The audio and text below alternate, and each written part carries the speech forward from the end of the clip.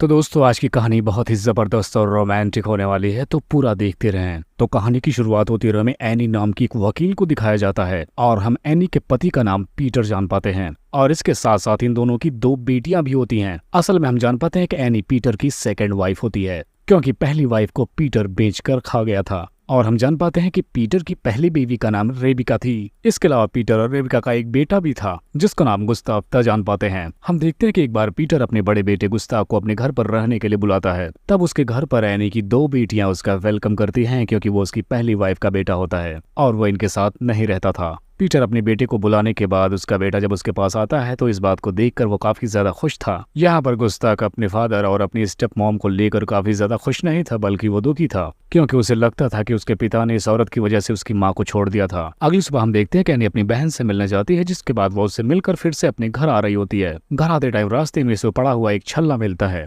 और ये छल्ला गुस्ताख का होता है, क्योंकि इसकी बेटी ने गुस्ताख को ये छल्ला गिफ्ट किया था जब वो घर आया था। अब उस छल्ले को देखने के बाद एनी पहचान जाती है और उसे अपने पर्स में लेकर अपने घर आ जाती है। इस वक्त वो देखती है कि गुस्ताख और पीटर के बीच झगड़ा हो रहा होता है, क्योंकि गुस्ताख को अपने फादर के साथ रहना पसंद नहीं था, जिसकी वजह से पीटर भी काफी ज्यादा डिप्रेशन में आ जाता है। तब उसकी वाइफ उसे जाकर समझाती है कि गुस्ताख को भी हमारे साथ मिलकर घुलने मिलने में काफी समय लगेगा। अब अगली शाम हम देखते हैं कि एनी जब ऑफिस से अपना काम करके घर पर आती है तो वो देखती है कि उसके घर की खिड़की का कांच टूटा हुआ है। जब वो अंदर घर में जाती है तब उसे पता चलता है किसी ने उसकी चेन चुरा ली है। अब एनी घर के चारों तरफ ढूंढती है, लेकिन उसे कुछ भी समझ नहीं आता कि आखिर ये चोरी किसने की, जिसके बाद वो पुलिस को कंप्लेंट कर देती है। अब कुछ टाइम गुजरने के बाद हम देखते हैं कि एनी गुस्ताख का पैंट धुल रही होती है, जहां पर उसकी जेब से एक सोने की चैन मिलती है और ये वही चैन होती है जो उसकी अलमारी से चोरी हुई थी। जब गुस्ताख घर आता है तो एनी उसे चैन दिखाकर पूछती है कि आखिर ये तुम्हारे पास कैसे आया। अब एनी गुस्ताख को पुलिस की धमकी देती है कि तुम सच सच बताओ, नहीं तो मैं पुलिस को बुला दूंगी। इतना सुनते ही गुस्ताख डर जाता है और वो सारी हकीकत बयां कर देता है।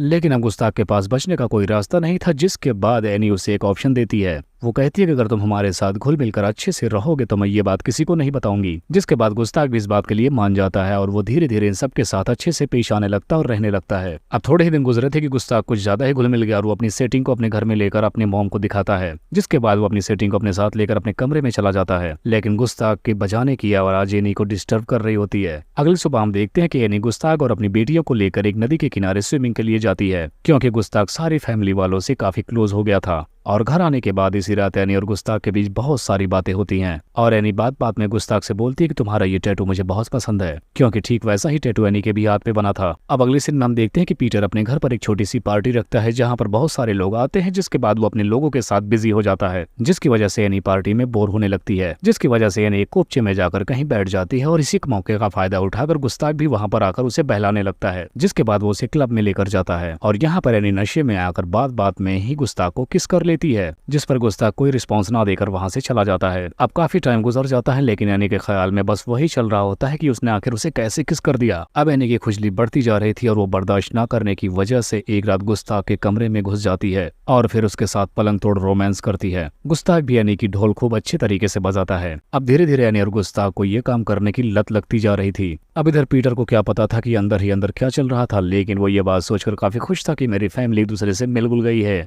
एक दिन हम देखते हैं कि गुस्ताख एनी से बात करते हुए इसकी सारी बातें रिकॉर्ड करने लगता है और फिर एक दिन एनी एक पार्टी रखती है, जहां पर गुस्ताख एनी को अकेला देखकर उसे किस कर लेता है और ऐसा करते हुए एनी की बहन लीला उसे देख लेती है और ऐसा देखकर वो बिना किसी को कुछ कहे वहां से चली जाती है। अब इस बात से वो काफी ज्यादा परेशान हो जाती है, कहीं वो पीटर से सारी बात सच सच ना बता दे। अगली सुबह हम देखते हैं कि एनी और गुस्ताख एक जंगल वाली जगह पर मिलते हैं और यहाँ पर एनी गुस्ताख से कहती है कि अब से हम नहीं मिलेंगे और हमारा अफेयर यहीं पर खत्म होता है। और जब वो घर जाती है तो देखती घर पहुंचने से पहले वहां पर गुस्ताख मौजूद है, जो पीटर से बातें कर रहा है। यहाँ पर पीटर गुस्ताख को कैंपिंग करने के लिए चलने को बोलता है, जिस पर गुस्ताख मान भी जाता है। अब उसके अंदर जाते ही पीटर एना को बताता है कि उसके पास लीना का फोन आया था, लेकिन वो टाइम से फोन ना उठा पाया, जिसकी वजह से फोन कट हो गया। अब इस बात से एनी काफी डर जाती है, जिसके बाद वो अपनी बहन लीना के घर पर फौरन पहुंचती है और उसे बताती है कि उसने गुस्ताख के साथ रिलेशन खत्म कर दिया है और आगे से वो ये बात किसी को बताने की कोशिश ना करे। लेकिन लीना एनी से काफी ज्यादा गुस्सा थी और वो उसे वहां से जाने के लिए कहने लगती है। अब इसके बाद काफी वक्त गुजर जाता है, लेकिन अभी भी एनी का डर खत्म नहीं हुआ था। इधर हम देखते हैं कि गुस्ताख और पीटर कैंपिंग करके घर आ जाते हैं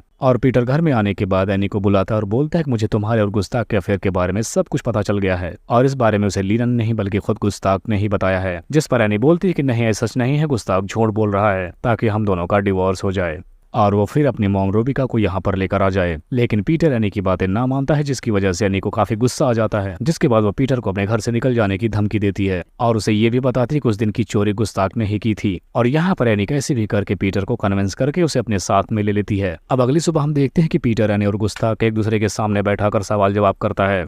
और जब गुस्ताख को लग जाता है कि पीटर अब उसकी मॉम की तरफ है, तब वो एनी की मुंह पर थूक के चला जाता है। जिसके बाद गुस्ताख वहां से फौरन बोर्डिंग स्कूल के लिए निकल जाता है। लेकिन अब पीटर को गुस्ताख की काफी ज्यादा याद आ रही थी। फिर हम देखते हैं कि एक दिन गुस्ताख एनी से मिलता है और उसे पीटर को सब कुछ सच सच बता देने को कहता है। अगर वो पीटर को सब कुछ सच सच नहीं बताएगी तो गुस्ताख उस पर केस कर देगा। लेकिन एनी कहती है कि वो किसी को कुछ नहीं बताने वाली, क्योंकि वो पेशे से एक वकील थी और उससे अच्छी बहस तो कोई कर नहीं सकता। अब गुस्ताख का ये मिशन भी फेल हो जाता है, जिसकी वजह से वो बहुत रोता है। अब कुछ टाइम गुजरने के बाद हम देखते हैं कि क्रिसमस की रात होती है, जहाँ पर गुस्ताख अपने घर पर आता है और वो एनी के सामने आकर कहते हैं कि उसे उसके पिता से मिलना है। जिसके बाद एनी उसे उसके बाप से मिलवाने से मना कर देती है। कुछ टाइम बाद हम देखते हैं कि एनी का बर्थडे होता है और उसकी बर्थडे पार्टी में उसकी बहन लीना भी आई होती है। दूसरे दिन पीटर के पास रूबिका का फोन आता है। रूबिका पीटर से कहती है कि गुस्ताख बोर्डिंग स्कूल से गायब है, लेकिन पीटर उसकी बातों को सीरियस नहीं लेता, क्योंकि उसे लगता है गुस्ताख प्रैंक कर रहा है। कुछ टाइम गुजरने के बाद उसे उसकी डेड बॉडी मिलती है, जिसे देखने के बाद पीटर बहुत रोता है और तब एनी उसे सहारा देने के लिए उसके पास आती है। लेकिन पीटर उसके मुंह पर अपना हाथ रखकर उसे धमकाने लगता है। जिसके बाद अगली सुबह पूरी फैमिली मिलकर उसकी अंतिम यात्रा के लिए चले जाते हैं। और इसी को दिखाते हुए इस कहानी का यहीं पर एंड हो जाता है।